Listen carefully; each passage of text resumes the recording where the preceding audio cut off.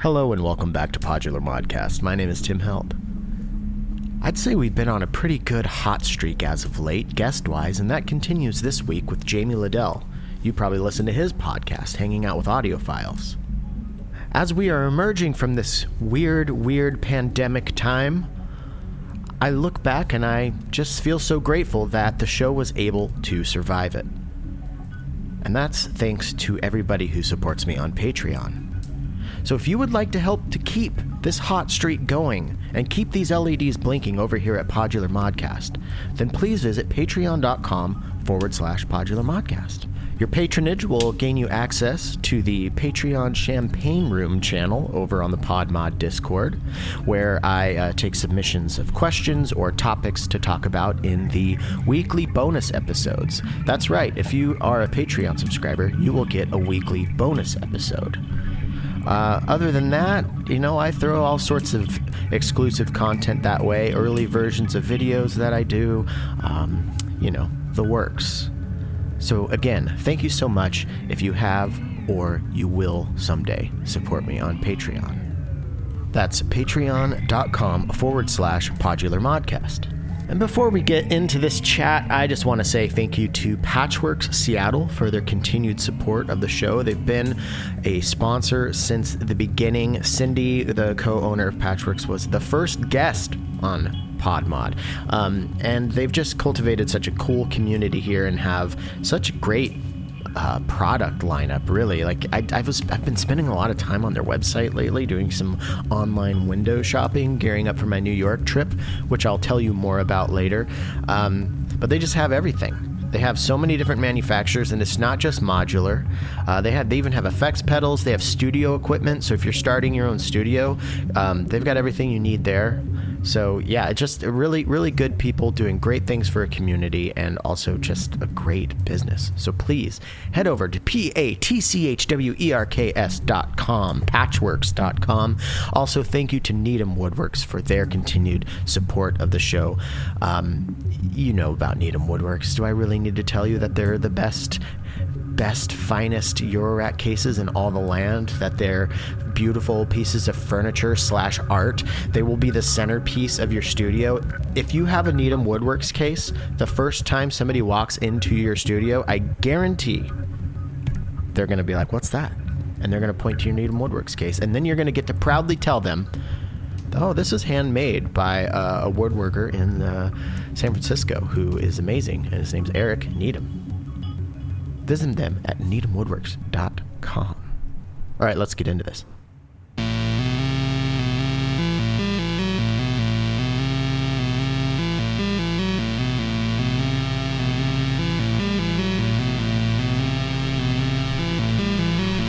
Hello and welcome back to Podular Modcast. I'm so excited to bring you this chat with Jamie Lidell. Jamie makes amazing music. He's an awesome singer. He's super into modular, and he also has his own podcast called Hanging Out with Audiophiles. Now, because of the pandemic and also because I stopped working in the field a few years ago, I have just fallen behind on all of my podcasts. But recently, since I started working with After Later Audio, I have had more time to dive into the podcast world again, and coming back to Hanging Out with Audiophiles and finding it was just like a treasure trove full of inspiration. The Fortet episode, the Alessandro Cortini episode, Heba Kadri is on one. It's a great show. But I don't need to tell you that, because if you listen to PodMod, I'm sure you listen to Hanging Out with Audiophiles. And if you don't, get your life, as the kids say. I don't know if they still say that. I don't know if they ever said that. Sounds good. So we're going to get into this chat really, really quickly here, but there are a few things that I want to talk to you about first. Hey, New York City, I'm coming for you. I'm going to be playing July 9th at the East Village Playhouse. The show's going to start at 6 p.m. We're going to have DJ Cherish the Love playing with us, Chantel DeFelice, and I think we're going to have some sort of kind of open mic lottery kind of sign-up thing. More details on that. But either way, I want you to come out and hang out. Once again, July 9th, the East Village Playhouse. That's 340 East 6th Street in the East Village of NYC. I can't wait to get out there and hang out. And if anybody in Philadelphia knows any good synth shops or cool record shops or something, I'm also going to be dipping into Philadelphia for a day there, I think. So if you're out there in Philly, let me know what I should check out. But yeah, I can't wait for this New York show. It's going to be so much fun. I also want to tell you that I uploaded a new video on YouTube where I use the blip blocks after dark, and I do like a fireside performance with it at Cape Disappointment, and it turned out pretty cool. So I would love it if you went and checked out that video on the PodMod YouTube, and check out the blip blocks after dark. It's a lot of fun. It's technically a toy, but it's also technically a synth. So yeah, pretty fun. And finally, a quick note about last week's demo in the intro of the episode. A lot of people had said that the actual music side of the demo was really quiet. So I fixed that. So if you noticed that and you wanted to check out the initial demo of the Orbit from Noisite Instruments, please go check out that Bertolt Meyer episode intro. And if you haven't listened to that episode, then you've got to listen to it. One of my favorites. And this one coming up is also one of my favorites. So buckle up for Jamie Lidell on Podular Modcast. Let's get into it. Okay, you're great, man. How you doing? Good. How are you? I'm all right, man. Nice to meet you. As close to meeting somebody as you can these days. Oh, by all means, man. That's quite an interesting array of glasses you have there to your right. What's going on? Oh, yeah. Cocktails. That's the bar that we hardly ever use. My wife and I mostly drink beer when we drink, and so we have the same 20 bottles of alcohol that we've had our entire relationship sitting on. I think a lot of those bottles actually predate our whole relationship. They're getting more valuable, you know what I mean? Yeah, right. They're vintage.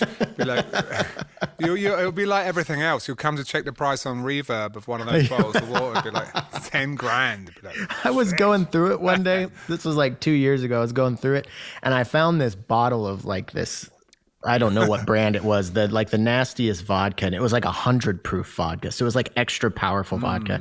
And so I put it in the closet, and I said, that's our apocalypse vodka. Like that's for like cleaning wounds and shit. Gets really bad. Yeah. It doesn't even sit with the regular booze. When I give you this side eye with double eyebrow raise, reach for the Gorbachev, or whatever it's called. There used to be there was a vodka in Berlin called Gorbachev, and it was just like, wow. I think it was like €5 in a bottle, and that shit was, it was definite paint thinner vibes. But hey, it got you through a couple of winter nights. Yeah, right. Just smells like rubbing alcohol. Yeah, it's funny. But yeah, man. Well, good. Booze. Yeah, while we're on the boozy subject, have you heard of Bearded Iris? No. The brewery here in Nashville. No. Dude, good beers. Good. Okay. Some of the best I've ever had. So what? Okay. If we're on the subject, because I stopped drinking at the beginning of the year or beginning of 2020 to stop smoking. Nice. And it worked. Yeah. Because every time I quit smoking, I could.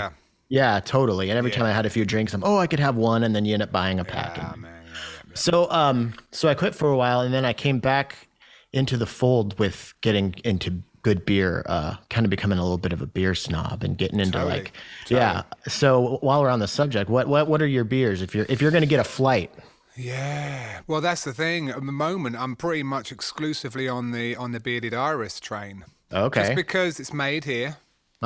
It's a relatively new brewery, and man, they've just got it right. They got that super adventurous hoppy experience that is just the hazy madness. Done so hazy. Well, sounds so clean and exciting. Like I've had a lot of those IPAs in my time, but I think this is the best beer I've ever had, man. Really? Huh. Like I lived in Berlin for 8 years, and they used to have some pretty nice. There's a brewery up my road that used to be like one guy, and that was the best beer I'd had at that point. And it was like this. It was actually really deep and really hoppy, but fresh, really zingy and really alive, like electric. It's like awesome. So good. Yeah, my wife is super into hazies. I also like them. I got into sours and really hardcore stouts, like those imperial stouts. They do that too. Bearded Iris do a stout. Maybe that's not their specialty, but well, I'll have to keep on the lookout. They're like 10%. Yeah. Some of them, Usually what I do is I bought these tiny little, like just a little bit bigger than shot glasses. And what I do is like I save the stouts for a special occasion. If people come over, I pour us each just a little bit because if you end up drinking a full bottle, that's your whole night. So, I mean, it's that other one in Brooklyn. It was called Three's Brewery or something like that. Okay, I'll have to. I'm actually going to Brooklyn in like 3 weeks, so I'll have to check that out. They got some great ones. I can hook me up. Give me a shout because I've got another crazy beer connection here in Nashville. Who has a New York person who came to visit who brought all kinds of amazing beer from New York. So okay, cool. I'll let you know. Yeah, Nashville and Asheville are like both like. Yeah. On the list too. My wife's family's from New York, and she grew up going back there in the summers, and she's been telling me our whole relationship. I've never been to New York City. I've been to the state, but what? So I know. I mean, whoa. I've been to a lot of the states. She'll be like, this is shit. After all this, like, it's like that song, Stevie Wonder song, like, New York, just like I pictured it.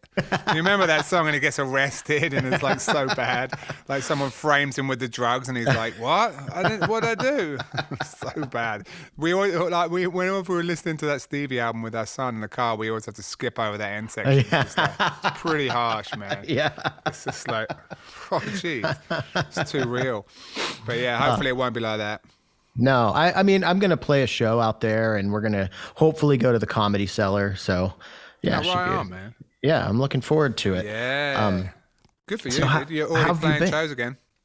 Well, this will be my first show back. Wow. So I'm really excited. Super cool. I haven't announced it yet. We're still kind of building it, but okay. And I'm in the works of planning like a Pod Fest, like a 1-day thing here in Seattle. So hopefully we can get that going. But that's the way. Yeah. Yeah. No, I'm good, man. Yeah, no, I'm fine. You know, it was good. Today was a good day because we've got a neighbor across the road that's a great keyboard player.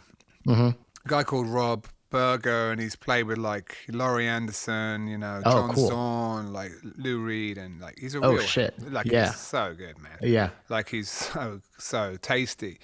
And like my wife and I are like writing songs again, like just for various things, hopefully for me, I think. And like sometimes we're thinking maybe for other people or whatever. But just cool to have him over because we've just not had anyone in the house, right. Even him. And we just see him, he's literally across the street. Like I'm literally across the street. So it was just really, it was funny because it felt quite, it just felt normal in a way where none of us really thought about it. But it's been a year, man. You know what I mean? It's like, obviously, I don't need to state the bloody obvious, but it was cool to have him over. It was just, it made me think like, I really need that. I'm the kind of person who actually needs people more than I think I let on. Mm-hmm. Yeah. I need people, man.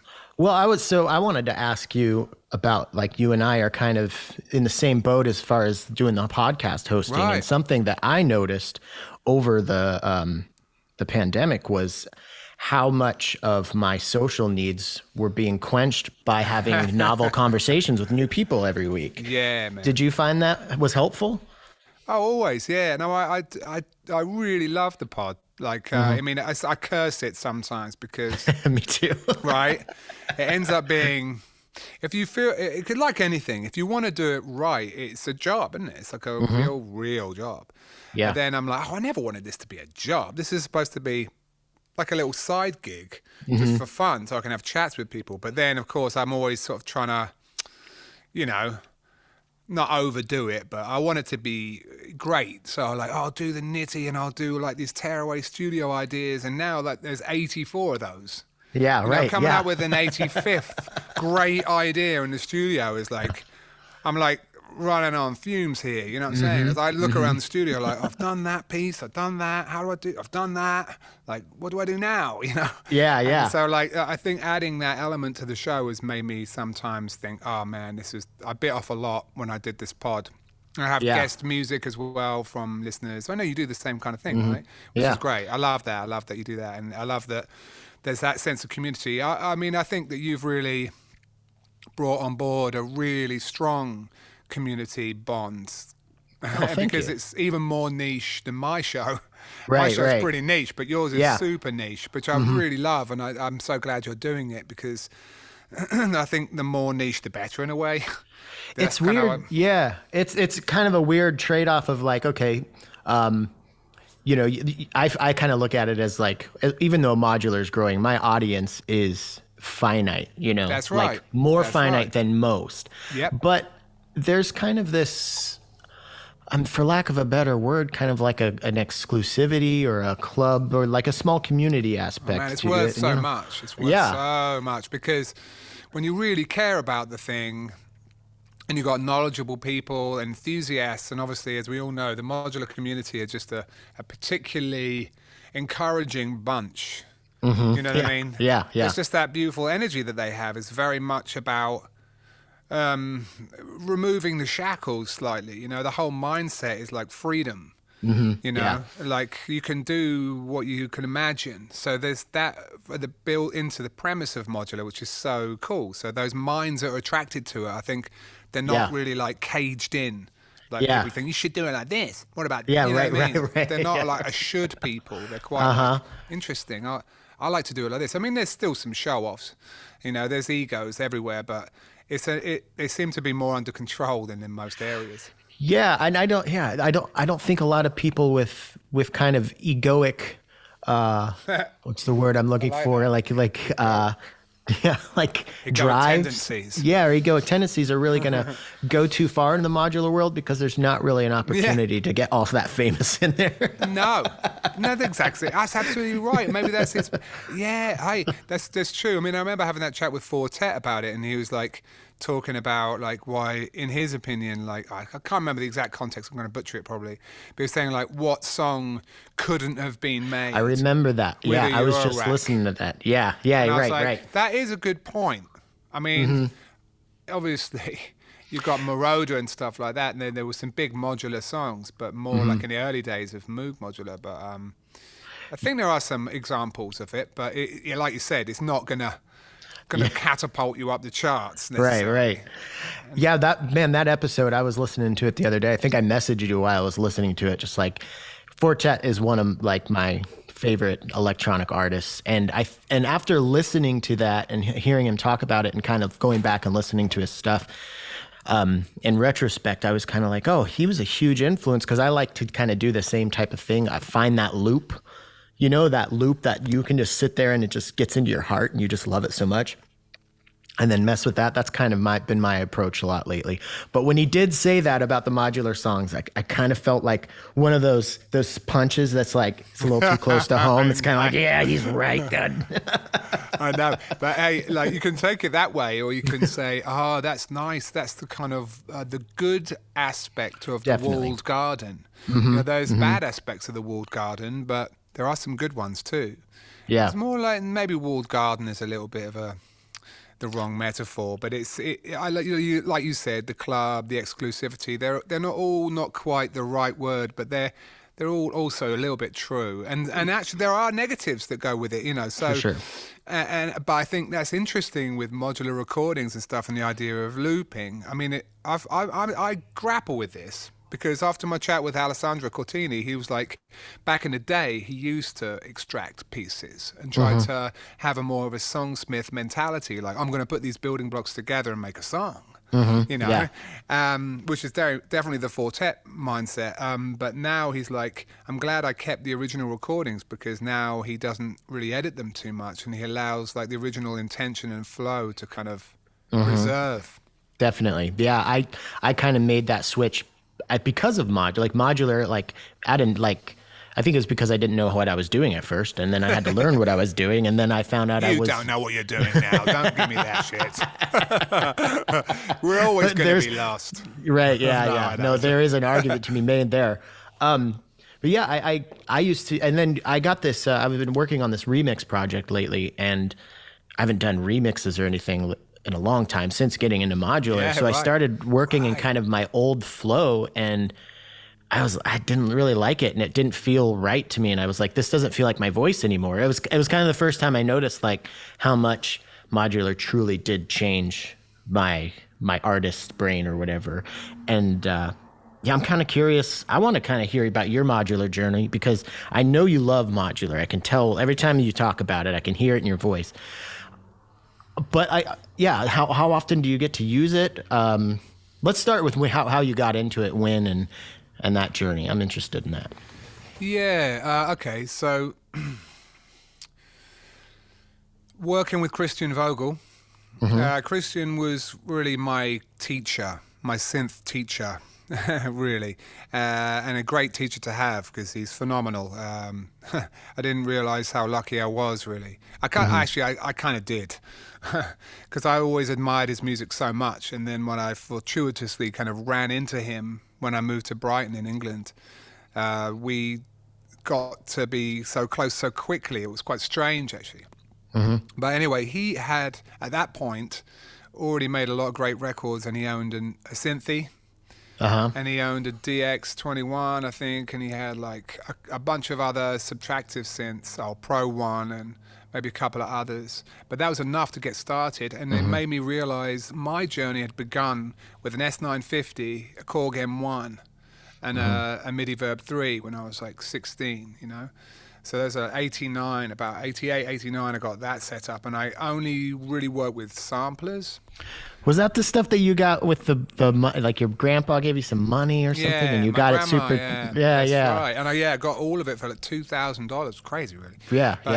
But it was a good exchange rate. So I was kind of sorely missing like that, like schooling in subtractive synthesis, even just like not going into modular, but it kind of did go in that direction just because the synthy, you know, is such an interesting one, and like it expands your mind in that way that a modular does, because it's like more obtuse to sort of play. You know what I mean? You have to sort of think of it in another way, almost like a tone generator as opposed to a keyboard-based. He didn't have a keyboard interface for it at all. Right. So you're working with the pegs and stuff? Yeah, and it was more just tone control and more process and more drones and multi-track and stuff like that, which I really loved. But he got into the Nord modular. He got the first one. And we made a lot of Super Collider music on that Nord modular. And I messed with it. I kind of toyed with it a bit. Although I was not the master. Chris was really amazing at it and played shows with it and stuff. And it is crazy, that thing, because from song to song, you know, your generic controllers in front of you, their function would change. Like, I laughed with him about that a while ago. Like, he was up on stage, like, next song, and he didn't know what the hell, you know. It's just those 8 controllers, but they were like... They flip their function, and like there's a lot to. There's no muscle memory in a system like that. Yeah. With a modular, you have that beautiful muscle memory if you keep it the same. Right. So anyway, and then I got an MS50, and I had an MS20 relatively early on, and an MS10, and so there was like little tastes of modular, like semi-modular behavior. But I never got, and I remember when the Eurorack started. People were getting hold of that stuff at the time. It didn't appeal to me for some reason. It was just the Dirtful world, and I suppose it just wasn't that sonically advanced at that point. Right. And it seems pretty arduous, especially like coming from, like, I would just kind of put it in context of the kind of music you make, like the kind of music you release. It doesn't seem like it would be a very useful tool in that kind of arena. Yeah. Really. I mean, the Nord modular was great because it had a pretty decent sounding vocoder. You could do like, obviously you didn't have the limitation. You had limitations, but you know, you could have a lot of oscillators. You could have loads of sequences. It was powerful. It was like VCV racks, basically, wasn't it? Back in the day, in a hardware piece. So I think that's the thing. It kind of scratched that itch a little bit, and it synced up nicely with all the other MIDI gear, so we could kind of rock Right. And obviously there's lots of dimensions. I mean, the Eurorack thing, yeah, I put it off and I put it off, man. Like I knew it was coming in my Yeah. life. I kind of always imagined I'd go down the booklet kind of road, to be honest, because I'm really like tone oriented, I suppose. That's probably why I was a bit of a snob about the early modules. Yeah. I didn't think their raw oscillators sounded that great. So I started my modular thing relatively recently, only a few years ago. And I started out with the Surge, the random source Surge stuff. Right. Which arguably is not as pure as real Surge stuff, probably with the volt rail and the output levels and stuff like that. But I got a lot from it, but it also blew my mind. And like, I remember I wrote to a few of my friends telling them that I was getting into it, and like, they were like, all right, let's see what happens. And sure enough, I really did the classic thing. I bought tons, man. Yeah. And it's like, oh, that looks great. Oh, I need one of those. I've got to get one of these. And there's so many sequences, I had the voltage block, then the eloquencer, then, and then I just started to get more and more sequences. And I was like, oh, all right, screw it. I'll get the circle on. And now I've got the circle on. And Okay. so that's it. I started out in pure electronic sound of yesteryear, with everything being very pure, Surge only kind of mindset. And then I realized it wasn't quite me, or it didn't quite. I mean, it was really excellent actually. I sometimes forget just how good those modules sound. Yeah. They really are beautiful. I highly recommend them, but. Yeah, I suppose it's just other conversations and just being more and more aware of what's out there. And I had some really interesting chats with, I need to get their names right, man. It's Jim Schroeder. Oh man, let me get his name right, because it's from Modular Addict. Okay. Schoenecker, Jim Schoenecker. Okay. And he introduced me to another guy, a guy called Brandon. Let me see if I can find the other guy's name. Brandon Logic. Okay. All right. So Jim and Brandon like really helped me out. And that was my first taste of just the friendly community, because I'd been following like Scott Campbell and stuff, and I was like, oh, I need those cables. Those cables look cool. I started to get into that fetishy thing of like, yeah. I need a all collector's these now. mind. Yeah. Like, oh, well, these white cables are hot. So I found them on Modular Addict and sort of wrote to Jim and sort of gotten more conversations with him. And then he kind of like looked at my setup on like Modular Grid or whatever, and he was like, oh, it's interesting. Let me bring Brandon into this. And so they were saying, yeah, but how do you like control stuff? Like, how do you interact with it properly? And I was like, oh, you haven't even thought about that. It's like, yeah, you've put all your energy into oscillators and thought about it like that, but you haven't really contemplated how you're going to touch it and get involved with it and make it your own. So it took me a while just to think, oh, that's true. How do I want to interact with this? And and I suppose I needed something like an eloquencer early on, because I just sort of thought that brought simplicity to it and a familiarity to it. You know what I mean? So I could control events, and it was so clear. That really helped me to expand and just make kind of tracks, I suppose, completely. Right. With the Eurorack. Instead of blips and blops and bleeps. Yeah. And also just spilling it out, because I come from a kind of a background of knowing about signal flow, and I have a lot of external hardware gear for recording in general. So I wanted to kind of interface my outputs correctly. That was also been a big journey for me, like getting the sound out in the way I like. Yeah. I kind of in the beginning, I did buy the N2WS. Is it NW2? Okay. Which is that one? NW2S. It's like the balanced I/O. It's got like 8 ins, 8 outs, but with a D sub connector. Okay. But I found it pretty hissy. It's like not the greatest signal, to be honest. It's all right. But then I landed on a system of individual DIs. Okay. Preamps. which I still use to this day, have a mixed system of individual DI cables. It's like long cables that hang over the modular with numbers. Okay. They go into my patch bay, so I can just sort of patch it around available preamps or signals as I see fit. And then, yeah, man. Anyway, I'm veering off. I'm just rambling now. But I suppose that's the reason I made this podcast, is so we could come together and ramble about modular. No, but that's the thing. It's sort of it's kind of chronological like that, because I thought, I like the tones, but then I was like, how do I get the signal right? And the surge stuff is notorious. I remember writing to Ben Divkid about the surge stuff, and he was going, "Oh yeah, do they play well with the other modules?" And I was like, "What do you mean?" He's like, "I've heard they've got a low output volume," and they do. They really Aren't do. they different voltage systems? Yeah, I think they're just there. They're a lot lower in general. And if you watch Chris from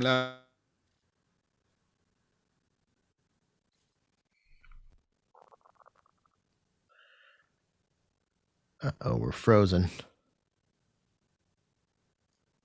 Shit.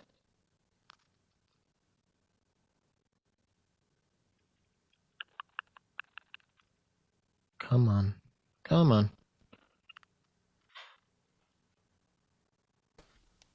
There we go. We're back. Yeah, all right, yeah. Yeah, no worries. I lost you right at Chris from, and I think you were going to say Learning Modular. Yeah, Chris from Learning Modular, yeah. So Chris from Learning Modular was talking about using the Fractals 321 to sort of, put before and after things like the Surge wave shaper and stuff, because if you put in an output from a brutal Eurorack oscillator straight into that, it's too hot, Yeah. It's expecting the output from a Surge module, so it's expecting a lot less. So I think it's important just to understand like signal flow and gain structure in general. It's really crucial, and it's even more so in Eurorack, I find, because it's frustratingly hissy if you're not in control of that shit, right? Yeah, and trying to use it with external effects like effects pedals and stuff like that. Right, but I think that's it. I wanted to introduce it into my system, and then I wanted to like synchronize it, with my computer. To an extent, I wanted to do that. Although I must say, at that point, I'd already maxed out on using computers to the point of like just really hating it. Yeah. Like do you feel like that was a little bit of a push, maybe more back into? Yeah. I wanted to like get away. I wanted to be back in hardware. Although I never, actually, in fairness, I'd never actually been like all in hardware. Right. I've always been a computer guy. Yeah, but you had the hardware to control the stuff. Like I watched your KEXP thing from a while ago, and that was a pretty massive setup of boxes and different the APC 40 and all sorts of different stuff. True. The amount of prep time to get all that stuff ready to control it with that hardware must have been just ages on the computer, right? Yeah, and lots of Max programming, because it's all custom Max for live. Yeah, and I started my sort of making my looper and all that in Max in the late 90s. Okay. So I got really into Max, and I suppose, hey, you ask about modular. Yeah, in right. a way, yeah. That was my first real modular mindset, and it was very advanced for me at the time. But it made me think in that way of like, which I still feel like I use now. And I spoke to Eamon Tobin and a bunch of other people about this, like almost like the Raymond Scott mentality, as I imagine, like exercises. Like, okay, I'm trying to achieve this goal of like, I want counter harmony, but I don't want it repeating, and I don't want it sharing notes, but I want it off on these beats. And like, you have like some goals, and you think, how on earth am I going to do that with this equipment? Right. And I'm quite cerebral, so I get a kick out of that. Like, all right, well, I'm going to use this, and then use it like logic gate, and then not allow them to overlap, and then you sort of like work it out, right? Yeah, it's like Legos for adults or something. Yeah, no, exactly. And like having Marla Melodies and having DivKid and having yourself and like having this like resource of people that are talking about it has obviously been hugely valuable. Yeah. Just sometimes watching Ben's videos or Alex's videos, when he started to talk about sequential switches and stuff like that, I was just like, oh yeah, of course. Yeah. You got to have sequential switches, so I bought like 4 of them, and I still got a couple out of the case. But my rig is currently in a pretty okay place. Yeah. Anyway. I have 4 cases right now. Yeah. Well, one of them is my work case for after later, but I just got, speaking of like sequential switches and stuff, I got the Stum and Macro Oh, that's from right. FSS and Mute. Right. Just powerhouse utilities. And it's like, it's funny, you start getting really into utilities after a few years. You know, when you get into it, you're all about the oscillators and stuff. And everybody who's been in it a while, they're like, well, it's all about utilities. And you're like, those aren't fun. It's like, no, those are the fun. Yeah, there's no coincidence that Ben's first modules were all small, handy utilities. Right. He's no dummy. Yeah, It's yeah. also like a great way to, if you're developing modules, it's a good way in because they're always necessary. Yeah, no, they caught my eye those. Do they have advantages over the DivKid mutes, for example? I think the Stum, I think it's much, I haven't really messed with it too much, but my sense is that it's just mutes with some extra functions. Mutes is like it's very powerful and awesome, but it's very cut and dried what it is. Probably Stum, isn't it? Probably, yeah. Stum. It's like keeping it down. Stum. Well, I was calling macro Markow because I'm dyslexic, and I was like, oh no, it's macro because it's a macro controller, you idiot. Yeah. Yeah, but I mean, I suppose I've got the emblematic catalyst. Mm-hmm. You know what I mean? And like, I'd imagine that sort of like I've kind of got those bases relatively covered, but you can never have too many, like you said. Right. So I had some vision of something the other day. We're using PAMs, and it was like a Red Means recording, like some video he did using just like the reduction on the note probability reduction, the classic Richard Devine, whatever the basically opening and closing the tap of data. Uh-huh. Okay. You know what I mean? The probabilistic behavior gate probabilities on a dial. So you can have complexity and then dial it way back just with one knob. And I was like, oh, that's super cool to do that. But then what I'd like is the output of PAMs to sort of go through a kind of a network where it's kind of spidered out.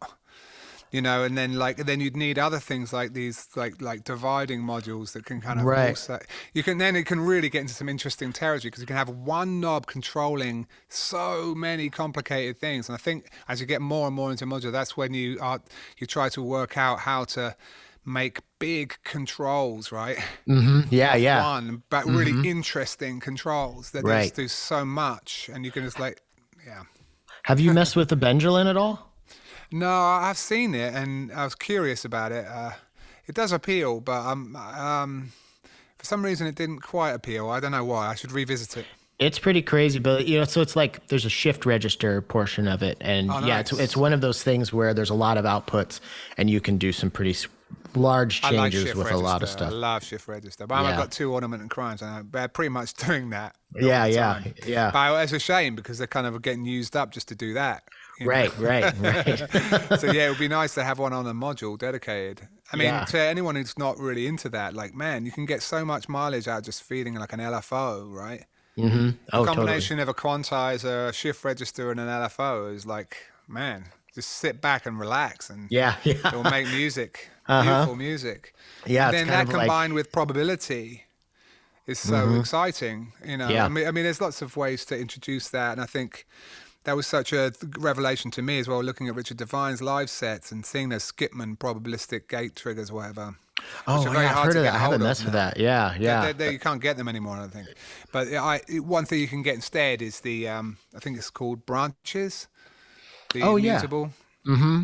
Yep. It's the same kind of thing, probabilistic dice roll, effectively. Right. With more weighting as you move the pot. So like one side it's all coming through, the other side it's all going out the other output.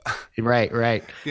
So even use this for like open and closed hats, for example. Right. Open and closed hats coming out of that. Bam. The OMI Industries dual digital shift register, I think, would probably scratch that itch too. That's a pretty cool module that does some weird stuff. Yeah, because I always wanted, like back in the day, I was like, oh man, I really want like a CV delay. Yeah. And it's still quite hard to find a simple CV delay, right? Yeah, I mean, Maleko has one. It's the first one I can think of. But then you start thinking, like, how can I just make one with what I have? And that's a little bit, yeah. But then, you end up coming back to things like, it'll probably be something you can do in the disting. And then you're like, but then my disting will be occupied just doing a a CV delay. Isn't it? Right, yeah. That's always the conundrum of the disc thing. You're like, That and ornament, I'm always like, well, I can't just use. It's like, yeah, but that's kind of why you got it, Like yeah, it's just do it. It will be cool.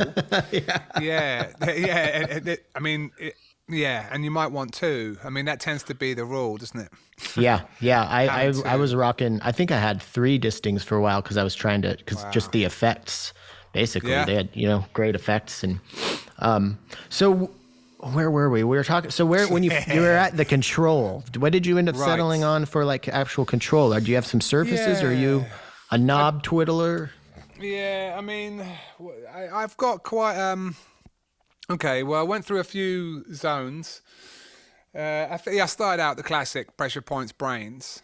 Right. I got 2 pressure points, so I had eight rows. Useful.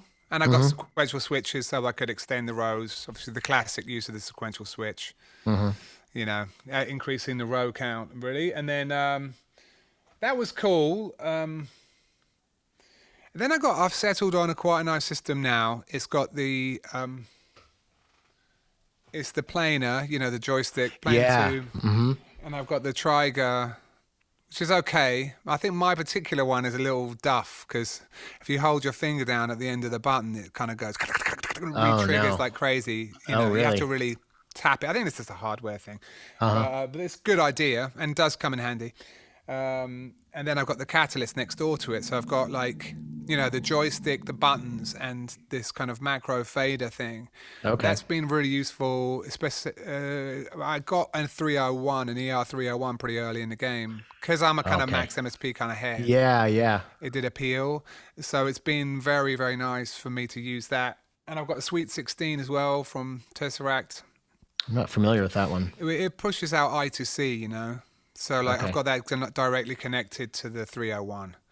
Okay. So I don't have to have patch cables into the 301 anymore, really. Oh, I can okay, have okay. 16 faders control parameters of the 301. Oh, that's awesome. Hard Yeah. patch with the I to C, That 301 is really powerful. It It's is. like a computer. It is. I when I can be bothered, which I always think, oh God, it's going to be a nightmare, this thing. But whenever I put time into it, it's amazingly designed. Yeah, that's what I hear. It's That's what I incredibly hear. designed. Like he's a genius, man. Like it Yeah. is so the way he's made that interface feel powerful is in itself. The interface design is phenomenal. The performance is decent, and for the granular alone, it's can't be beaten in Eurorack, and I think. Okay. Although the new Daisy stuff is looking really good. They can take gen patches from Max. Have you seen that stuff? No, I haven't. That looks really good because I love Suzuki Kentaro, who's like a Max for Life programmer, and he's threatening to be making stuff that would be able to be ported onto that Daisy patch, I think it's called. Okay. And that is super interesting because then you can have actual Max patches running in modular, purely in hardware. Wow. With no computer attached, and so you can do beautiful particle reverbs and stuff that just is unheard of right now, and including probably signal processing and all kinds of cool stuff. So anyway, that's an exciting really new appealing to dimension. me. Yeah, it's a great new dimension. Although I know nothing about programming or anything, but I just got the organelle, and I'm trying to learn because I guess pure data is kind of like it's like Max similar. Junior, Oh no, it's yeah. I mean, it's Max, man. It's the same methodology. You can get just as deep, pretty much. Yeah. I mean, and Gen, though, is a little bit above Max. Gen is a learning curve. And I haven't... Here's the thing, man. You're torn all over the place, right? Right, My dad yeah. got the pod to do. And that's really like the bottom line. It's like, and I've got a lot of modular now. The essential heart of it is, to continue on that lineage of like control, I did have those... Yeah, I started to sort of have what used to piss me off, and back in the day I had like a Korg SQ10 or whatever it's called, the original big version of the thing they've made small, SQ1. Right. I had the original Korg one, and it was cool, but it always just made like bing, bing. Yeah. It's like, all right, man. You could transpose the sequence, but it was like, actually, then I got into using the poly-n-seq. And I did really enjoy the idea of that, and you can sort of do the same thing with voltage block, but I never really kind of got along with voltage block until recently, and I'm using voltage block in a totally different way. I found it really useful as a CV source, not a sequencer. That's where I feel like it shines really bright. Like, well, I tried to use it as a sequencer, and then I ended up using it just as control voltage for things. Right. You mean like a memory bank? Just like creating stepped voltages and just to control like the filter cutoffs and stuff like that. You know, but you know what you can also use it for, which is I didn't know. Like when I got the Strager recently, and I was trying to just sort of quantize the delay times to a clock. Because it's so free, you know, I was like, how do you actually do that? Where you can have just one control knob that would step through a bit like the old Korg electribes, you know, step through your basically 8T, you know. Do you know what I'm saying? Right, yeah. Oh, you use the voltage block and you put CV into the voltage block from the dial, right? And it moves across. It moves across its ranges, and it outputs whatever the CV is at that step. Oh, whoa. Okay, I see. And you can do that on 8 outputs. So it's like a memory of eight positions. Do you know what I'm saying? Yeah. That's super Times useful. 8. That's crazy. Yeah. It's super crazy. It's like super powerful, man. I was like, oh my God, this is like patch recall. Yeah. That's really I cool. don't like using like the pressure points for that. Ultimately, you could, I suppose, but there's not CV addressable in that way. You got the brains, but that runs in a sequence. It's not random access. This one is random access to memory locations. You know what I'm saying? The CV input jumps the voltage block to a particular preset location. Right. Super cool, man. That is really cool. I didn't really ever think. Now I really love the voltage block for that use. CV addressable storage device. It's so crazy how how deep useful. A lot of these things are. Very useful. Yeah. And then, but if you're using it for that, you better be careful, because if you if you nudge the values, you know what I mean? It's like there's that. It's not really designed for that. I mean, I guess it could be, but yeah, like I said, it's all very useful. But I ended up on the Seek because I was trying to basically emulate Raymond Scott, and a lot of Raymond Scott's things would be to have like. You'd have like and it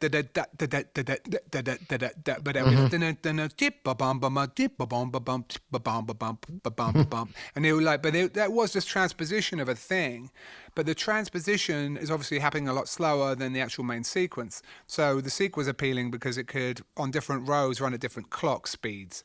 So I could have the being the rhythmic phrase, and then I could have the transposition also on another row below it, moving a lot slower.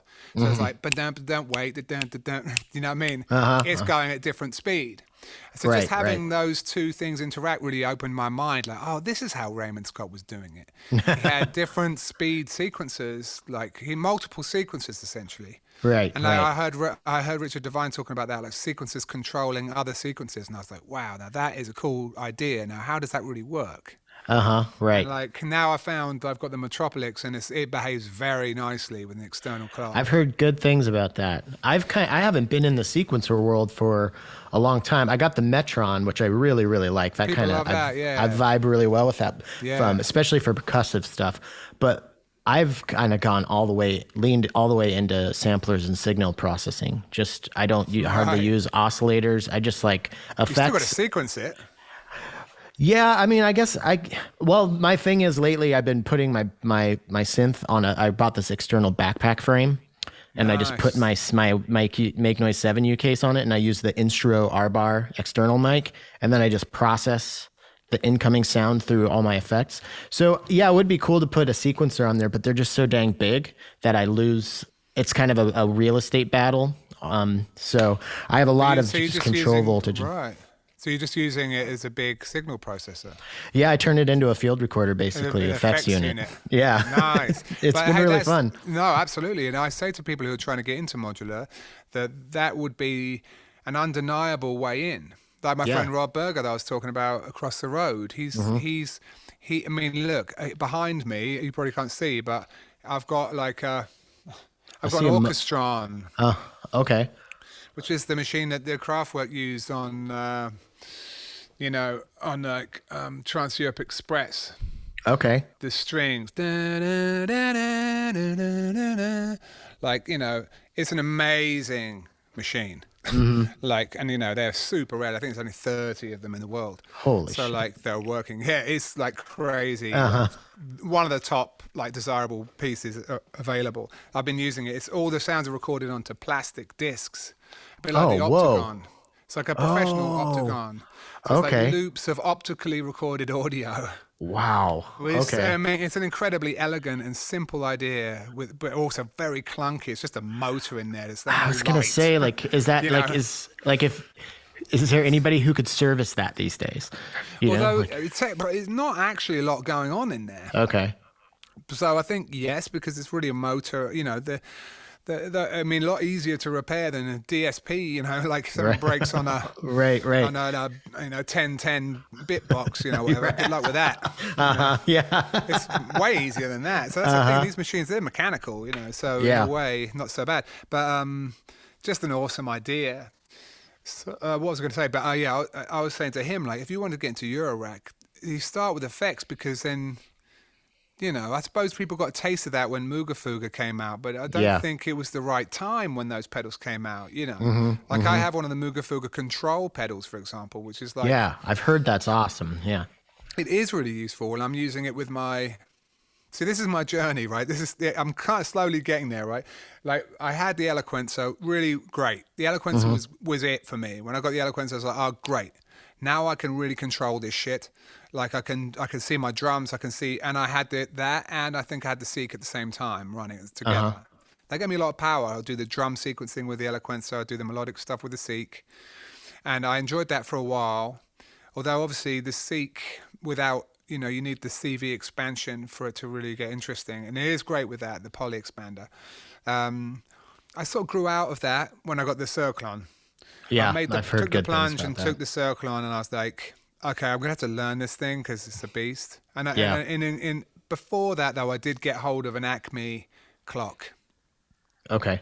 Which, if people don't know, we go on about this so much in the pod and everything, but it's just like a GRM clock that you see on Ricky's show, YouTube. Like, he likes that one. GRM make a great multi-clock. This is another kind of clock along those lines. It means that if you want to do recording in your computer, you can send it basically an audio pulse as opposed to a MIDI clock. So the computer is sending out an audio, like a pulse width signal that the Acme picks up, and it distributes MIDI and other clocks after it syncs to that audio signal. That's awesome. Yeah, that's definitely the way to go. Yeah, that's how I've been syncing stuff lately, is just with like the 4MS envelope follower, that percussion interface thing. Absolutely. I mean, it's like a super simplified version of that. Absolutely. I think. No, that's right. No, that totally works. That totally works, man. That's essentially what it's doing. That's a good solution as well. And it's actually, interestingly enough, I don't want to get ahead of myself, but that's something I definitely have explored in other ways. But the Acme is amazing because it can, just to go on about the Acme for a little bit and how important it is, because I've talked to a lot of other modular users that have kind of gone on about this too. The importance of being able to distribute clocks and have synchronicity and be able to do overdubbing in a computer, for example. Because I do like the idea of like being able to like have some things in the computer, because the computers are so much better at some tasks. Yes, absolutely. It just really is. And you just are a bit like, you can, I mean, I've tried to do like really crazy break chopping and everything inside the assimilator with my Circlone, and it can definitely be done. But I'm like, man, I could just do this in 5 seconds, unable to.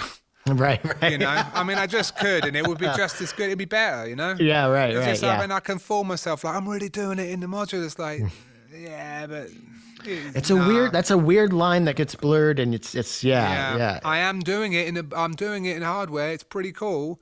Right. But it's like there's a certain point where I'm like, that's not where my heart is with this system. Yeah. So it's funny. I mean, I think the Circlone was this sort of big investment, and I just thought, okay, it locks to the computer. So if I do want to have like a beat on the computer that I'm feeling, and then all the modulars just in with it, like no questions asked, it is rock solid. It takes a bar to really start, nice. But it is solid. And the thing is, you can move any of the 4 clock sources. The Acme takes 1 in and it distributes 4 out. They can be MIDI. They can be like control, roll, and sync, like my 606 or whatever. And also you can add like swing. You can Oh, add swing nice. per Nice. channel. Oh, So you can wow. swing a 606, for example, Uh-huh. which it does not have swings. Right, right. But it's and it's not only swing; it's got 15 kinds of swing. This thing, Really? and a swing amount, positive and negative, and it has and you can offset with another pot, like in 16ths forward or backwards relative to the clock, and you can also do a Okay, fine okay. tune control, like Wow. forward or back. So the combination of swing and pushing things forward and back in time, you get into some beautiful like Dilla kind of ill Yeah, swings and like yeah, push yeah. and pull. And all of a sudden boxes are talking to each other. Like my SP12, like its MIDI sync is not great, but with this box I can like pull it early, say, or pull it or push it late, or like, do you know what I Uh-huh. mean? You can sort of Yeah. make them fit. And that's just an invaluable tool. It's obscenely expensive, the Acme. It's like $1,000 or something, like Really? $800. It's like Okay. it's ridiculous. I mean, I got one second hand. I saved a bit of money, but good God, it is useful. Talk Yeah, about utilities. It is indispensable for me, man. if you have a big studio and a lot of stuff like you have, like, yeah, it's expensive, but once you have it, like, Oh man, you've just it is worth it. united everything. Yeah, that Yeah, and you seems don't have to really, think about it anymore. You don't have to think, oh, is it going to be, is it going to be a bit wobbly? It is really rock, and you always think of new uses for it. So that is amazing. When I had that in the Circlone, I had a lot of work to do. yeah, Because yeah. it's just like, if I'm going to buy this Circlone and put all this money into it, I really want to work it out. And I'm still working it out, man. Right, right. It's Yeah, deep. like you said a bit ago, we'll always be working it out. Yo, I've that's it. That's it. I mean, it is the ultimate hardware sequencer currently. Right, No right. question. Yeah. In my mind, there's nothing even close. I mean, it's truly a masterpiece. It's really what they say it is. It's Okay. really nuts. Yeah. I love it. I've always been, I don't know what it is. It might be intimidation mixed with laziness or something, but I've always kept the modular and other stuff relatively separate. Yeah. I Aside think from like that's Strega and wise. stuff. It's pretty wise. I mean, I like the idea of integrating. I think if I'm in a session or something and against the clock. See, currently, I mean, to keep the lineage sort of talk going a little bit, once that found its center in my system, then it was about my voicing and how I was going to lay it out. And eventually I got myself a Bafako, like Milt Mixer. Oh yeah, yeah, yeah. And I'd put that off for ages, just thinking, nah, it's not for me. But that's also just really opened up the system. Obviously, it's just a really fun thing to have. So yeah, I've basically got the squid sample and like a QD, the drum thing from VPME. Currently in my Gotcha. drum world, yeah, it's the guy who makes the Euclidean circles. So Okay. I've got the Euclidean Yep. circles going into the squid sample, going to where I've got this QD.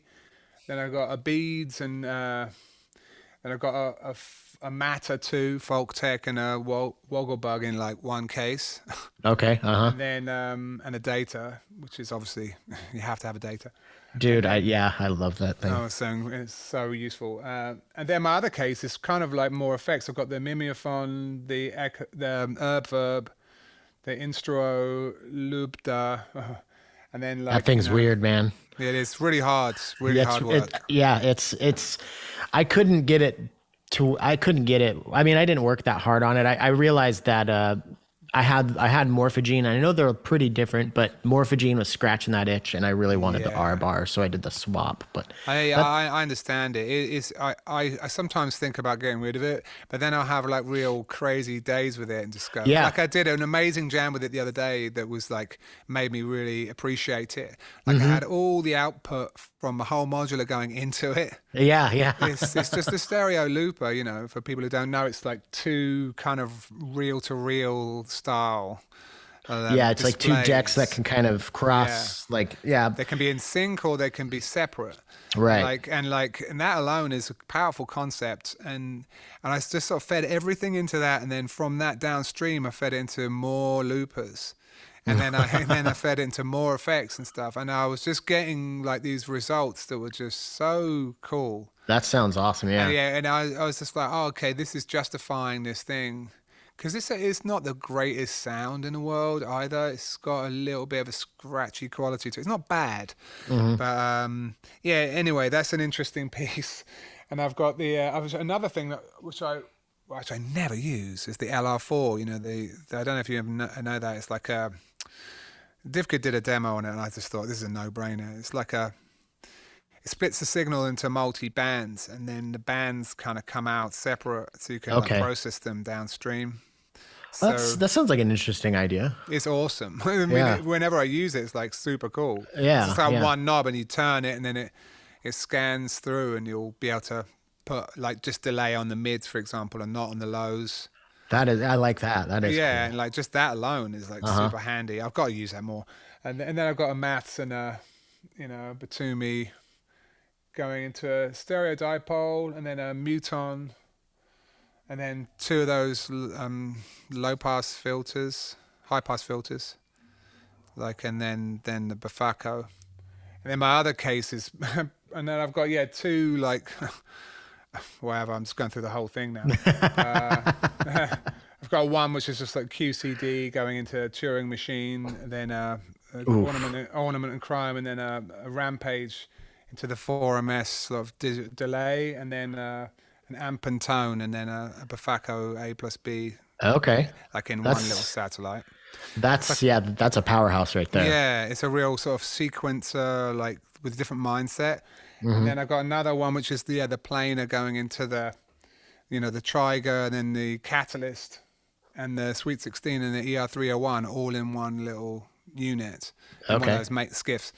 And then my kind of main poly system, which is like where I went after I did all the sequencing and stuff, I thought, okay, and I've got the assimilator and everything. It's in another case. I've got like a separate IntelliGel case that's got like the assimilator in a couple of Erica things, and then the Metropolix is kind of like a sort of techno box. Okay. Okay. Or like a All right. self-contained one with a crush delay, and like just like it's pretty good. It's like lacking a certain amount of control, but it's not bad. See, That's paired with that one box I was talking about, the QCD. Right. That's useful because I can just pop that on and like as an add-on. Adds so much having that. Yeah. Yeah. A good way to link them all together too, Yeah. I'm sure. And it's a small, like this portable, so I can just go, I'll take this whole little block out and add it to this. I'm gonna look into that. 'Cause that sounds really interesting. Really cool. And then, my main rig over there is like this kind of like, wish I could show you. Maybe I can. Hang on. Yeah, look. Can you see that? Oh yeah. Right. So basically, what we got here? Yeah, it's a 4 oscillator polysynth basically. Okay. 3 oscillators are the NTO surge. The fourth one is the 352, Cloud Terrarium. Okay. Yep. And then really the second row isn't being used for much. But I've got the Hermod, which takes the MIDI. Okay. So the Hermod is converting MIDI from the Circlon into the caudal information, you know what I mean, to distribute to all of the oscillators. And then I've got 4, hang on, you can't even see, 4 precision adders. Okay. Like, so each voice has its own precision adder. And then then it's just like VCA land with the Derpfer octal VCAs and octal, you know what I mean? Filters. Yeah. And then I've got the preset down there, like this used to essentially do, to bring back ADSR presets Okay. for the amplitude and for the filter settings. And also one of the prize things I have is the Rabid Elephant Natural Gate. Okay. See I've that? heard of that. Is that an older module? Yeah. Okay. It took me a long time to get that thing, and it's phenomenal. So good. Man, that studio looks like a lot of fun. Yeah, man.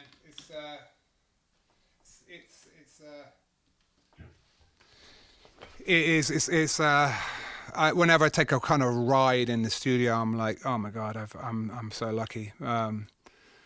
I've put a lot into it, and that poly, I must say, is a bit of my pride and joy because it's it really gives me a sound. Yeah, yeah. It really gives me. It's a very particular sound because I've got the div kids. What is it? The oct. The div kid oct. It's like it's one of my favorite modules. Yeah, and it's so good. It's so good. So it's changing on the NTOs, the surge oscillators. They can go into a sort of variable oscillator mode. Okay. So they kind of do, their wave is shifting. Okay. So each of the three of them is shifting differently. And then the cloud terrarium is also shifting. Okay. So it's got its wave tables. It's interesting to have one odd voice that's not the same. Part of me feels like I'd like to get one last NTO and just have a 4-voice NTO. I think it would actually be the sickest. Yeah. And I'll probably do that one day, but they're so expensive, hard to justify a little bit. Yeah. But it's nice as well having this spicy alternate voice. Somehow it kind of gives the patch its identity because it only comes in every now and again, And I run that one through an amp and tone of its own because it tends to be a lot brighter than the others. Okay. I love the amp and tone original Verbos. Okay. I got the amp and tone too.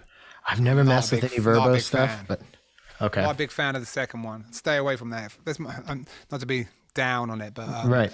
If you can get the original one, I highly recommend it. It's a different thing, a lot less noisy.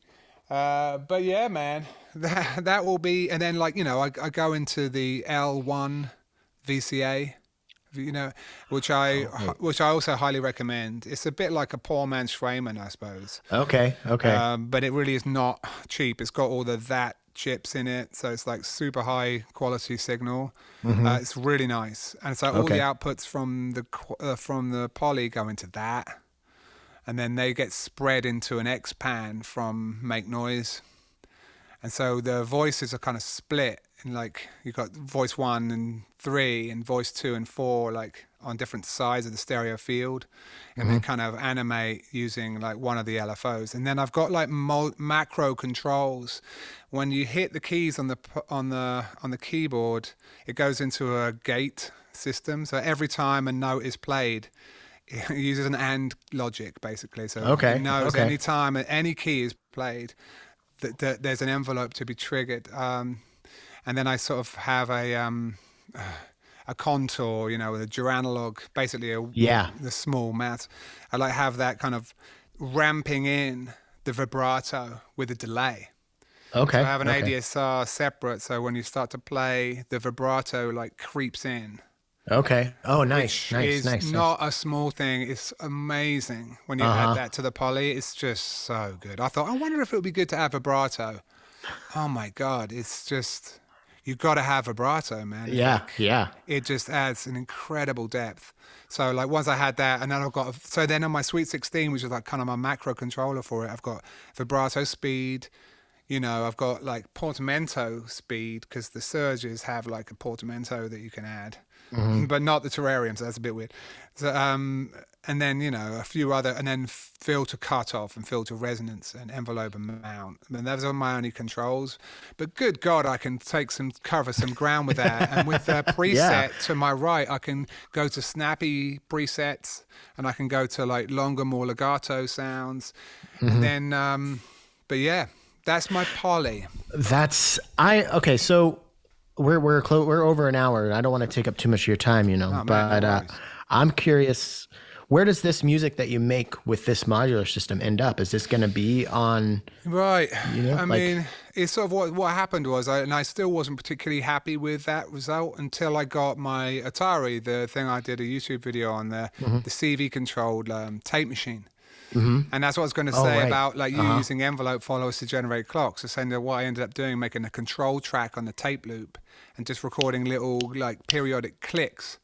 And I work out how many you'd need to make a perfect loop. Basically, you put one click down and then put it in Pro Tools and see how long it takes to go a full round, and then you divide that by a certain number, and then you make that click track, and then you print it onto the tape. It's not easy, because sometimes by hitting the record you make a hole in it, and anyway it's tricky to do, but then you kind of have to put it through an audio gate, clean up the signal, put it into an envelope follower, and then I was controlling the modular from the tape machine. And like, so it was That like is awesome. synchronizing to the loop of tape, which meant if I want to do sound on sound arpeggios and stuff, it was in sync. That's so Because cool. the tape was the boss. So like, yeah, that was an incredible journey, and it's made some amazing music. It took that for me. I've always wanted to have tape involved in my modular sound, because I came from adoring Raymond Scott, and I'm still a Raymond Scott like fanboy. So I want and so like really my system now has found its home because I do the poly, but I always run it into the tape. And then I run it through my like external processing of the AMS and the Publison and the prime time, these 80s modulators. And then that becomes my sound. And I finally found my sound with modular, and it's kind of like that at the moment. It's sequencing the poly. Sometimes I'll send it information from an application called Chordamist from the computer, which is like a chord sprayer that's purely MIDI. But that MIDI will go into the HerMod, The HerMod comes up on my computer as a device. So I can kind of access it from that, or I can access it from the Circlone, depending how I want to do it. So I can just play the MIDI and send it crazy MIDI parts, and it'll play it pretty well. Obviously 4 voices, but it's been like a world, man. Just That sounds like so it's so sick. Yeah, I'll send you some recordings. I'll send you some bits. Well, I was going to say, do you want to do a patch challenge with it? How do I do that? I'll give you an adjective and a noun, and then when we're done here, you just record a piece of music inspired by that adjective and noun and send it to me along with your recording of your side of the conversation. Yeah, man. Count me in. All right. It might not be today. No, that's fine. That's fine. Simplistic miracle. How are those words? That's what I drew for you before the show started. Hey. I have a random patch challenge generator. Simplistic miracle. Yeah, that's nice. Elegant, sublime. Yeah, I felt like that would fit with I felt like that fit your general aesthetic, but there's nothing simplistic about what you just described in your system. No, it's not. It's it's very complicated, and just as you know. Like, this is the hard part, man. Like, as you know, but like this. Just the jungle. Yeah. The jungle of wires and just. That is the. I mean, it's that. Mm-hmm. Jeez. Yeah. This one. That is intense, dude. That's what happens when you get into poly. Right. Because it's like you need 8 of everything. And it's like, holy shit. It's definitely Colin Benders is like all over that shit. But yeah. And he's amazing at the poly stuff. This is my own particular flavor of it. Mm-hmm. And I could have not skimped. I mean, the Dirt for solutions are a little bit like skimping slightly, but they sound really good. And they do a great job. And ultimately, there is something to be said for like when it's. I mean, I could make this sound even more like majestic if it was all discrete. Like each channel had its own VCA, own VCF, and like really went in there. But that'd be such an expensive. Part. Yeah. And you've only got 4 voices still, so you're a bit like, damn, man.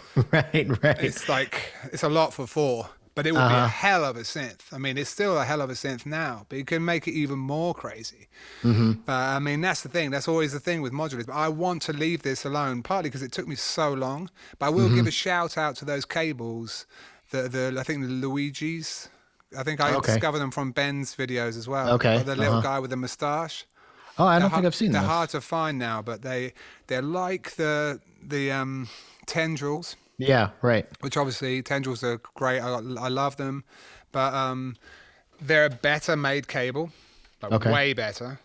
Like they are so nice as cables. They are thick and they feel so good. Mm-hmm. Whenever you can find them, you should just buy them. But they have an extended stack, so it goes higher. So I got like tendrils on the lower level. Then I got these other ones that go over the top.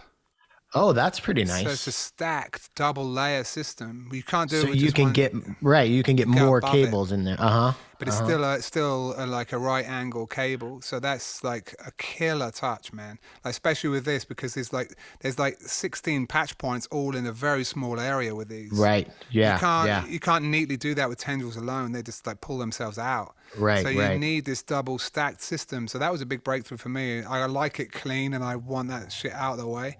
Like, it is so intense. And some of the Dirtful stuff has internal patching behind itself. So that cleans up some of it That's because you pretty can nice. Yeah. train them. Yeah, they can internally patch. So I've done that as well. But yeah, man, that's my current thing. And like, I love the Squid sampler. And I know, but I've still never managed to kind of make myself a kind of a portable rig that I think represents me. Dude, that is my constant Yeah. challenge. That's the constant journey. I'm I still love that you looking. do that. It's cool, man. It's cool. Just yeah, if I can, I love the 7U, the Make Noise Yeah. 7U case. I love the CB too. bus. So it's just like if I can make that work. So Yeah, I think my system. I don't even know how I take a rig out live, man. yeah, I think that's one of the reasons I got the organelle, because I'm like, how am I gonna do a live show in New York? 'Cause I got to bring this stuff with me, and What's the organelle? Is it like a oscillator? that's the critter and guitar of thing. course. So I think I'm Those gonna are try awesome, and yeah. make my own little effects. Is it customizable, right, with PD? Yeah, so you can with PD, and then there's another thing called ORAC where you can stack patches from PD on top of each other and get something like 9. So I want to make like an effects chain shit. similar to what I have in my rig, and then just bring like a couple little samplers, maybe in like a pod, one of those Fuertes pods or something. I've got those. Then I would have like those pods. Yeah. So if I could get something What kind of samplers this would big. you use? Well, I really like the 4MS I've never stereo owned triggered it. sampler. I really like that one. I love it. It's super simple, but like it's like beautifully simple. It Like you stays could do in some Richard really cool. Devine's case, I see, and a lot of stuff doesn't, but he always Yeah. seems to have one. And There's probably a Daedalus, reason. Yeah. Daedalus, it's their main like basically voice. I think. Is it easy I like to the sample Morphogen. into it? It's yes, yeah. You can record directly into it. It has a record mode. You Yeah. can't do any like live. Like you wouldn't want to do it live. Okay. I mean, you could, but you'd have to have everything like whatever you were like recording in live. You'd have to have something else going while this was. So it's not. Me too. It's yeah. Right. Yeah. But the Morphogene. Yeah. I really like the Morphogene. The R bar is super fun. I know that's not really a sampler, but I just really like how it's kind of like in between a sampler I never / tried granular. it. I never tried it, but I like it. It's pretty fun. Yeah. Yeah. He's awesome. But yeah, no, that makes sense. I mean, yeah, absolutely. You've just got to decide the sound world that you're going to be able to make, haven't you? Because like, and I just think with me, because I'm a singer fundamentally, it would have to be vocal based still. I mean, that's how I came out on the scene when I was doing techno music back in the day. Everyone was making great techno. And like, I worked with Christian Vogel's, one of the best ever. So it was a high bar for me. I couldn't compete, man. So I thought, what I can do though, and what is more me, is using my voice. That's why I made the looper in the first place. Right. I opened up for James Brown with that looper. I opened up for Beck. I opened up for Prince. Yeah. With that looper that I made. Like That's Bjork, so cool. like, That's so cool. It's like a cool feeling, yeah. Because I was like, oh man. Like sometimes I look at it though, I was like, Jesus, I'm gonna hit the stage with this piece of crap. Like I know how this is made with like it's just all taped together. It's literally Right. pretty shit. But the thing is that with those patches, like I road tested the hell out of that patch, and it never crashed. Like I would go crazy on it, because you could loop within loops, so you could like make it go to sort of like crazy, like all glitch like crazy and scan through the waves, and it never crashed. That's awesome. It was just like, it was just enough. There was only 5 buffers that the CPU was kind of chilling the whole time. And I used those RME sound cards back in the day, and they were just rock. You had to shout out to RME, man. I just wouldn't have been able to make any of it happen without that sound card. Like, because it plugged into the PCI MCIe or whatever that slot on the old MacBook, which was a fast port. And that thing goes down to 64 samples, no bother. just rock solid, man. Good God. Still one of the best interfaces ever. You've just reminded me how much like I had like a couple like directions I wanted to go with you today, because you're one of those guests where I'm like, we could talk about a number of things for the but then I also thought, I was like, you know what? Because he's a fellow podcast host, I know what it's like. I want to let Jamie just talk about whatever the hell Jamie wants to talk about. And I hope I did that for you, man. Definitely, and I don't often get a chance to really talk about the modular that much. I can hear you holding back sometimes when you're on the show. I can hear you like, I want to do this, but I can't. Yeah, and I try to sort of put it in a sequence for you. That's because I get so excited about like the way it ended up, I suppose. I wanted to sort of jump to like that conclusion. But of course, it's very hard sometimes, isn't it, to explain. I mean, I must admit, these days I often just look around and I'm like, oh man, I just made a big mess over here, and there's like all these modules all over the place. But that's what happens with Eurorack, isn't it? You take stuff out, you put it in. I've got a massive box full of unloved modules, which makes me sad. Yeah, yep, same here. And I'm like, what do I do with them? Do I sell them? Do I keep them? And then, I don't know the philosophy on that. What do you think about that? Well, from my experience is, I sell stuff, and I a lot of the times end up regretting it. I've bought a few things twice. If you can, if you're in a spot where you can afford it and you have the space, I'd say hold on to stuff. If you hold on to it for 6 to 8 months and you still don't touch it, then okay, maybe it's time to ship it on down. Because you also think like you want somebody, if you're not enjoying it, somebody out there would be enjoying it. That's nice. Yeah, I know what you mean, man. Absolutely. I mean, although I will say, like, it's always that classic thing, isn't it? It's like, it happens to me all the time. I'm like, oh, now I just need a small mixer. I just sold the SSL6 to a friend of mine. I was like, I need that. That's exactly what I need. Yep. That's what you're talking about, isn't it? It's like, it's the perfect solution. That's why I got it in the first place. Sure enough. And I really don't want to buy another one, because now they're like more, you know what I mean? That can really be a bummer. But anyway, I've sold plenty of gear and really regretted it. But anyway, that's another story. I usually get rid of stuff only if it's to justify getting something new. I like that. I like that too. I think there is a couple of things that I would like. Sometimes I look at that Harken controller, like the fingerboard. Yes. I'm sure I could do something really cool with that. But I don't want to make just koto harps and flute music. Right. Because it does tend to sort of have this sort of sound, do you know what I mean? Which I like. And then I'm like, I'm not sure about the MPE Plus. Like, I like the idea of it, but have I heard anything, maybe like to be the devil's advocate, like Fortet, like have I heard anything coming from that I'm like, that's it? Right. But then you get that part of your brain where it's like, well, I haven't, but I'm going to be the one who makes it. Maybe, but but then I know the reality also that it takes so much programming, actually, a thing like that. Sometimes I think, I'll enter into that stage of myself. That's one of my hats. And sometimes I don't like putting on that hat. Right. Like I did it the other day for the podcast when I was demonstrating the Expert Sleepers. I don't know if you know that Expert Sleepers make software as well. Yeah. Like the loop, I haven't used much of it. Crossfade loop synth. It's an amazing thing, and I'm not sure it exists in the disting. I don't think you can. I know they put the Augustus loop in there, which I haven't messed with, to be honest, but I really want to. But this crossfade loop synth is amazing. Okay. But I wanted to make something that I could have 4 instant record buffers with it, and I thought, I need to crack out the old machine micro, and I need to do some max programming because, it's the only way I'm going to be able to do this. So then I just put that hat on for the evening, and I made it work. But I was like, I don't like this. Yeah. I've done this for so many live shows. Like you said, I made so many systems in my time. Yeah. And the time, like you said earlier. Yeah. You got the family, the pod, and then your own stuff, like... Is this really where my life candle is going for this? Right. Yeah, I've been finding that a lot lately, just kind of like, is this what I'm going to spend my time on right now? And I've been waking up extra early because I started working for a modular company. So I've been waking up early to do my own stuff beforehand, because by the time I'm done there, my wife's done, we eat dinner and we hang out and it's bedtime. I'm like, fuck, when am I going to finish this album that I haven't started?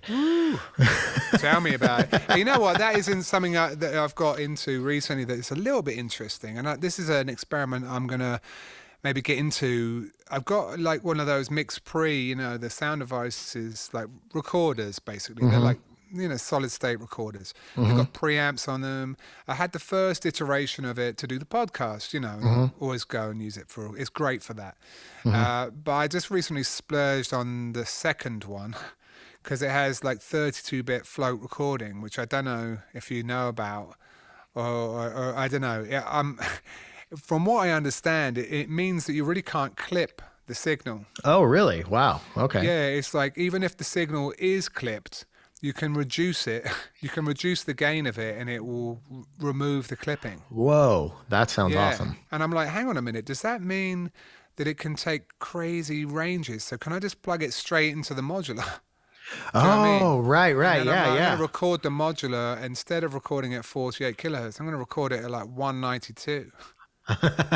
You know what I mean? Yeah, Which yeah. I think if you're dealing with a purely analog system, it might reveal when you slow it down some incredible detail, you know? Yeah. I wonder if you'd get a lot of hiss with that. No. I don't Do you think you get a lot of no? Well, Just 'cause no. Oh, I know what you mean. The gain structure. Yeah, that is interesting. I know what you mean. Yeah. I mean, anyway, yeah. It's just like this sort of thought crossed my mind. Like, I wonder if, and then the reason being, like, because then I was like, oh, if that truly works, then I can turn off the computer. Yes. For real when I'm recording. Like, obviously I like to record to the reel, but this is something else. There's another part of me that wants to explore something pristine or like this really like, and my dream is this is my sonic ambition, is to marry extremely high fidelity, very new school recording, like with the Sanken field mics, and like stuff that records up to 100 kilohertz and these very crispy, very futuristic devices. Try to marry that with the tape sound, because I find the tape sound on its own is too time-stamped. It really has a thing, and you can't get rid of it. You know, it's baked in literally to the medium. I love it. I'm so addicted to it, but it's almost like a crutch. So I was like, I'd like to sort of marry that somehow with a new technology, but I'm not sure it will be a nice fit. It could be an ugly clash, but I feel like there's a world potential in there. Say, for example, of just sort of, even like if you're looking at it in terms of recording transient sounds, like if you put transient sounds onto sort of tape mediums, they're going to flatten that out. And that's what we love about it, the way it folds and saturates, whatever. But imagine if you're also recording it onto a very high fidelity box that is not doing that. And you sort of marry the two. That's funny. I've been doing kind of like I just realized my own version of kind of that in like a less, not super hi-fi, but with this remix project I was telling you about, I would make these remixes and mix and make them sound as good as I possibly could. Right. But there was something about it that I didn't like. They sounded good, but I didn't like the structure or whatever. So what I did is I actually took this same patch that I brought to the ocean that was on this field recorder synth. Yeah. And I just set it in front of my monitors and I played those pristine mixes from my monitors through that, and I sandwiched those two recordings around the original recording and mixed those to where you have this produced version, but it's in a cloud of granularized, weird, lo-fi, swooshy. Yeah. How did you record the pristine version? Through microphones? Yeah, well, it was just what my modular direct into my DI, so just like making stuff in playing it out of your speakers and recording it in the room with mics. No, when I use this, so my pristine versions came out of the speakers, but everything else went into my DAW, and I mixed it in the way that I would try to make it sound as good as possible. I did a full mix on the track before I recorded it and then just remixed it all. And I think it turned out pretty cool. I'm trying to duck in, like kind of interweave the lower quality sound from the field recorder synth and the higher quality, make the certain parts of each stick out more than the other. And I kind of want to almost have it kind of like this fever dreamy kind of sound. Like, does this sound really good or does it sound like shit? And kind of like this. Yeah, this what? Yeah, and you know what? I'll pass on this little nugget that really hit me for some reason. I was listening to Eno. He's interviewed on the Rick Rubin podcast. Okay. It's always great to hear. Yeah, it's great to hear Eno. He's in a very comfortable place. He's he's given out some classic Eno answers and always a treat. But at one point he says his favorite effect in the studio is the low pass filter. And I was like, oh yeah, Brian, very interesting. Then he talked about it, and I was quite dismissive of it in a way. And I was like, why is he saying that though? After all his time in the business, why is he going on about that? And he was talking about the way that it can kind of make things seem dreamy, like essentially next door. Exactly. They're in the other room or something. Yeah, and sort of the murkiness of it makes your mind do the work of filling in what's not there. And there's something magic about that. And so I started to do the stuff. I'm doing a performance on this. It's a weird system. It's called Oda. It's like you buy these speakers, and like then you can have live streams from various musicians. That's really cool. So I've been doing these live shows, and I've put together like a bunch of music to sing on top of, and I just started filtering down a lot of it. A lot more than I ever would normally. So it's a lot more gushy, a lot more just low end and murky. Which gives your voice like so much more space to play. Of course. There's that, but it's also just you get addicted to it, like no tops. Yeah, because it's just like it's sort of so wrong in a way, because you're like, oh, there's no fidelity, but it's like, yeah, but listen to how comfortable it is. Right, yeah. It doesn't make you ever kind of wince. It's always just this pillowy kind of like world, laying in it. Yep. Which is, there's a lot to be said for that. So I was like, oh man, this is exciting. Like, how do you blend that thick? Because I think a lot of productions that I've done and a lot of things that I wish for in my music is a rich low end and low mid. Like listen to mixes by Nigel Godrich or whatever, like something like House of Cards on In Rainbows or something like that. Yeah, it's just phenomenally like spread in the low, and there's so much low end in it, so much, to the point where and if you were doing a mix, you would never do that much. Right. Like they add so much, like and I'm talking about they add a lot of like 30 hertz, 40, like really they add a lot of that. They boost like low lows. And it adds this sort of like incredible weight to your shit. And and I think there's this thing that often happens in my stuff. I always make it sound thin. I'm going to go back and listen to In Rainbows and that, because I was listening to this mix that I'm talking about with you yesterday, walking around, and the only thing that I feel like it's missing is some low that I can't quite get in there. You know what I did that was quite interesting the other day? Like I'm not sure this applies to everything, but I've been experimenting with a combination of Fab Filter's Pro 3, right? Fab Filter Pro 3 has like a brick wall mode. Okay. Which allows you to sort of make it such an intense shelf. Like it's greater than 96 dBs, and the cut is really extreme. So you can isolate an actual note, an individual note. Oh, wow. And then basically apply this other plugin called Low Ender. Do you own that one? No, I have Max Bass. But... Right. Low Ender is the best. Okay. And it's not expensive. It does that octave down thing so well. Oh, okay. And you can take just your whole track, put the extreme cuts on it, and make that as a control track, and only send that to the octave down. Okay. But Yeah. Wow. You have to be careful with it though, because you can end up with a lot of ringing, because the envelope of it is not very good. So after you do the filter, you put an expander. Okay.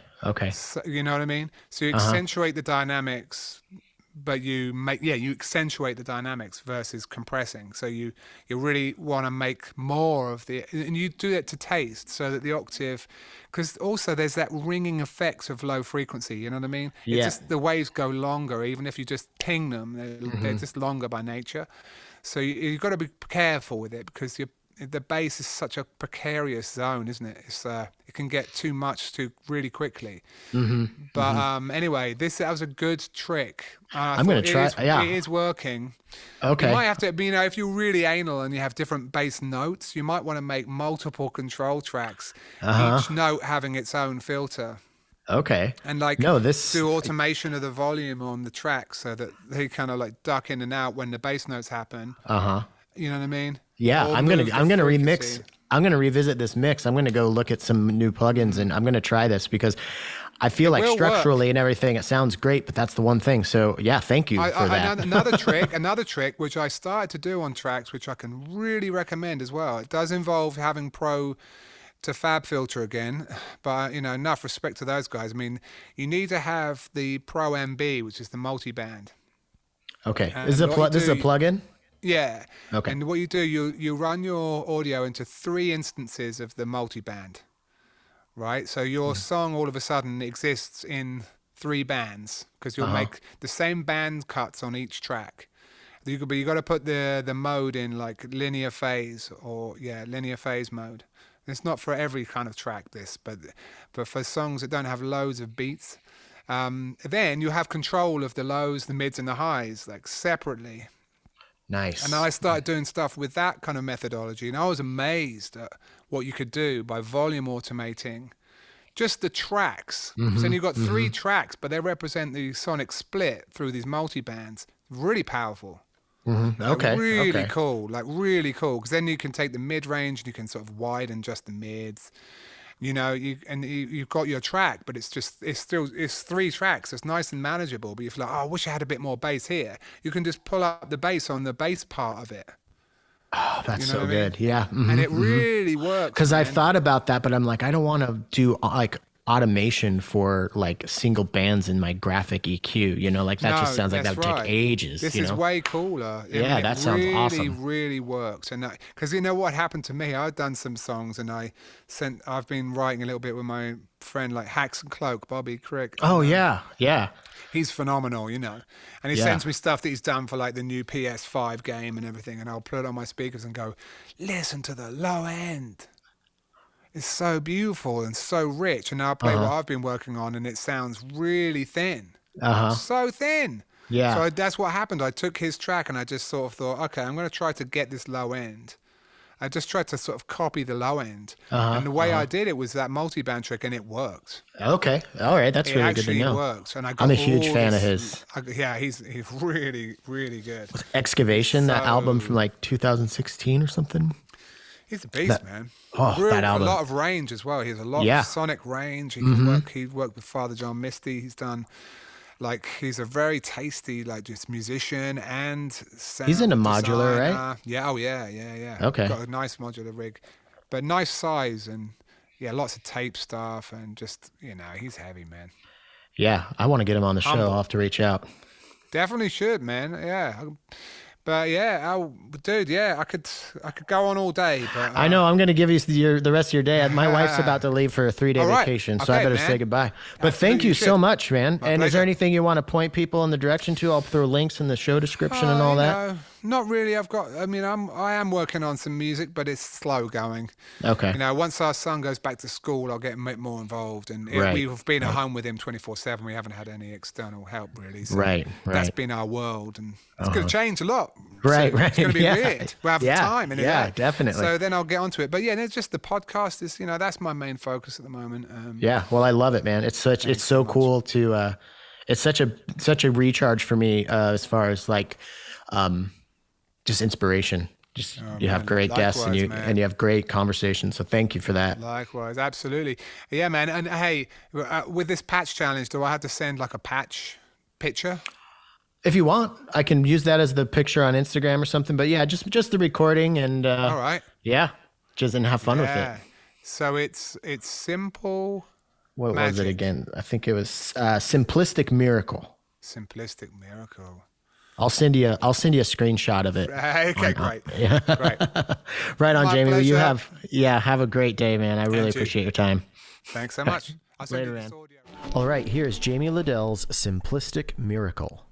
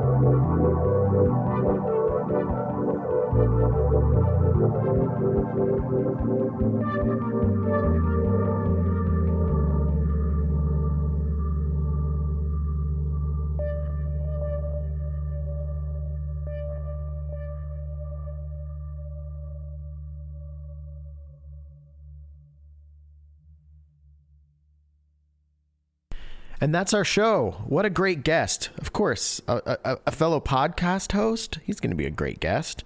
We both got the gift of gab.